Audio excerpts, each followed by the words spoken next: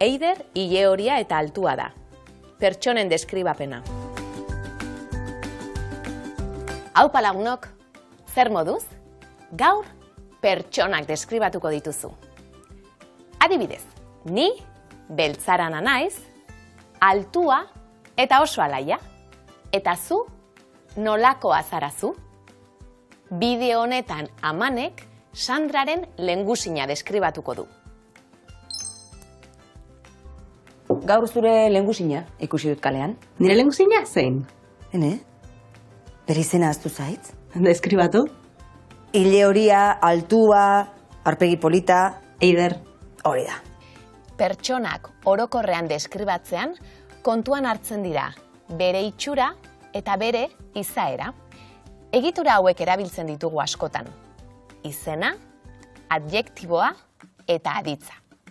Adibidez, itxura deskribatzeko Eider ilehoria da esango dugu. Izaera deskribatzeko berriz, Eider ausarta da esango dugu. Atal zehatzak deskribatzeko egitura hau erabiliko dugu. Izena nork kasuan, gero izena eta adjektiboa, zer eta aditza, ukan edo eduki. Adibidez, Eiderrek aurpegi polita dauka. Nork, Eiderrek. Zer, aurpegi polita. Aditza, dauka. Eduki aditza. Norbaiten itxuraz edo izaeraz galdetzen dugunean, nolakoa galdetzailea erabiltzen dugu. Esaldiaren egitura hau da.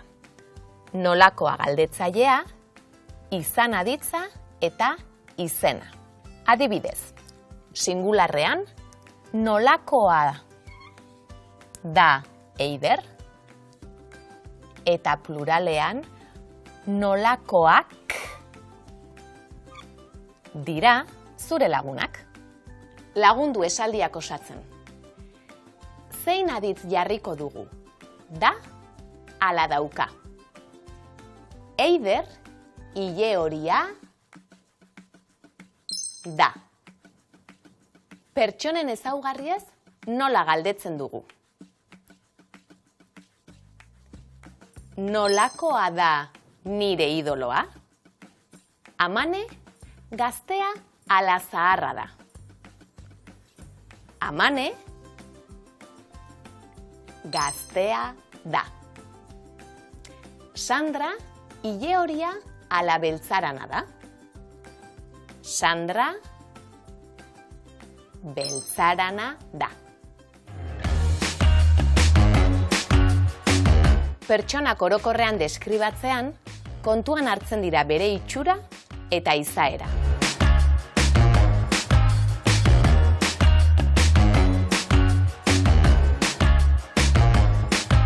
Hau da itxuraz edo izaeraz galdetzeko esaldiaren egitura.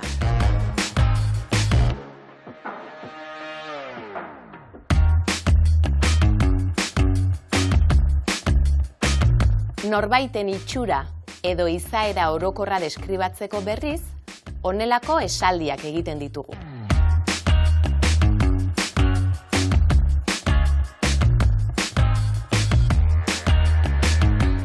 Deskribapen zehatzagoa egiteko, honelako esaldiak osatzen ditugu.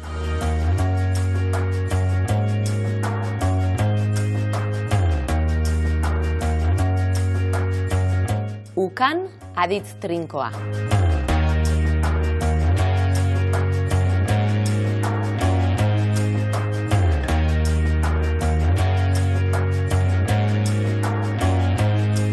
Eduki aditz trinkoa.